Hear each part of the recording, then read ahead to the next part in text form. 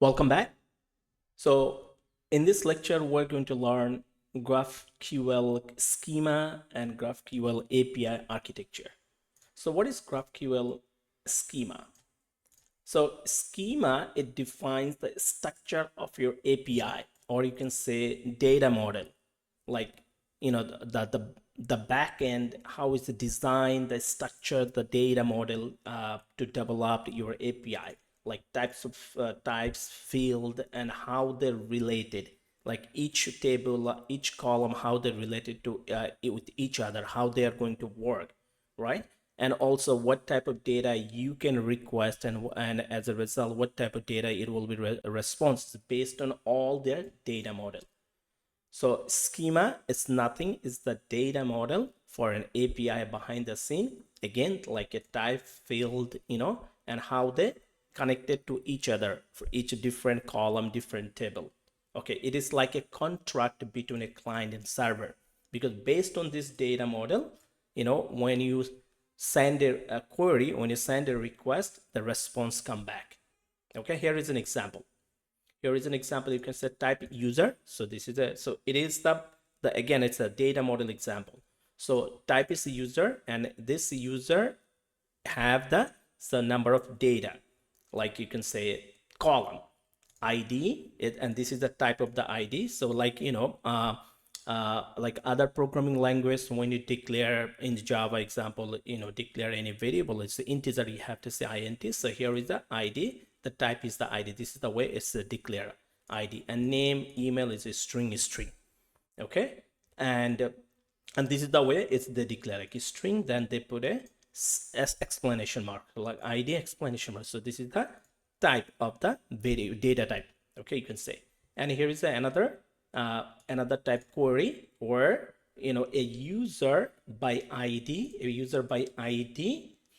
and it's returned the a user. Okay, so here is the explanation of the schema says. So for the first one, it's saying that there is a user type with the ID, name, and email. And this is it. And next one is the query type. It's a query for a user by ID. And as a return, you will get a user ID. Okay, so this is the different types. So based on this data model, when you do a query, for a user, you will get a return, like for a user ID. If you just specifically the request for ID, it will return the ID, or even you can include email, name, it will return as your request. Okay, so this is a simple schema example for a GraphQL API. We can have a lot more discussion in depth, but this is very high level idea. What is the schema? Okay, now let's have an idea, high level idea about the GraphQL API architecture, how it works. Here is your API, your app.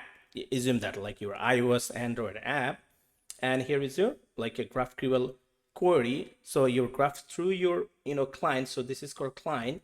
Through your client, when you send a request for the graph through a GraphQL query, for a GraphQL API. So assume that this is your API endpoint for GraphQL, and this is you write a query, or you write a query, right?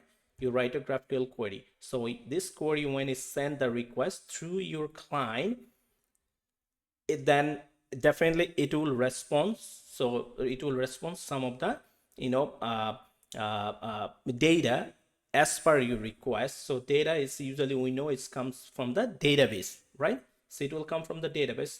But before it comes to the database, GraphQL API, they have another terminology. There is another layer, you can say, it's called GraphQL server, which is also known as a resolver. So resolver is nothing. It's like, when you send a request, like example, you have a request for order details, or as well as the product details. So maybe your order details is stored in a database, in a different database, your the product details. So because order details is specifically your order, and the product details comes from the different database.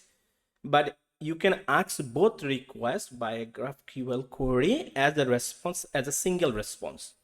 So that time, what's a GraphQL API can do, the architecture is, that's what the way it's designed, the your all different response is coming from the different database, different server. I would say server is isolated, consolidated in a GraphQL server over here, and from there all the response, back to come back to a JSON format to your, client device, like your app, on your mobile or on your desktop or whatever your client. So here is a GraphQL server. It's a place very unique role over here. It's a isolated all of your response that's coming from different server and puts together, and then it's returned as a JSON format, which is like a text file, which is like a text format, human readable text format, so that you can get all the response together. Okay, so this is the important or differentiate how the GraphQL API architecture works. I hope that is clear. Again, GraphQL server is a very important player over here, which plays important role, that it's isolated, or all the different response coming from different server, so that exactly as per your query, whatever your query, if your query is just based on, over here I've seen is, if your query is based on just for a user ID, you want the ID and name, not email, so it will just isolated the response, the ID and name along with the user will be isolated over here, it's through the GraphQL server, even though it's coming, whether it's coming for the response coming from the same server or it's coming from the different server, it can happen.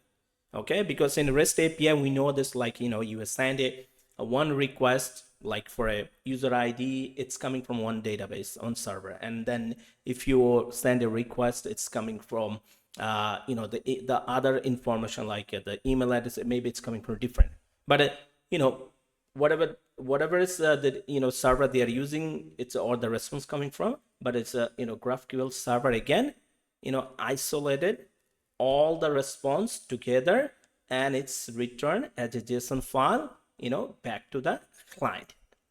Okay, so this is the very high level GraphQL API architecture, how it works.